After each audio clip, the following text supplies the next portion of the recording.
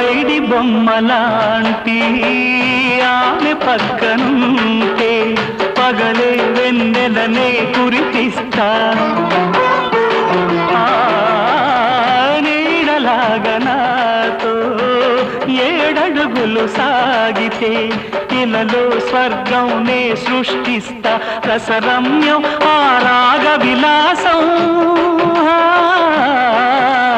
రసరమ్యం ఆ రాగ విలాసం వసివాడదు అది ఆ జన్మాంతం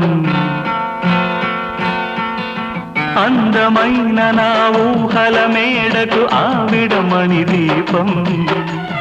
అంది అందని నాశలకు ఆమె ప్రతిరూపం ఆ తలపే నా ధ్యానం ఆ అభినవ దేవత నా ప్రాణం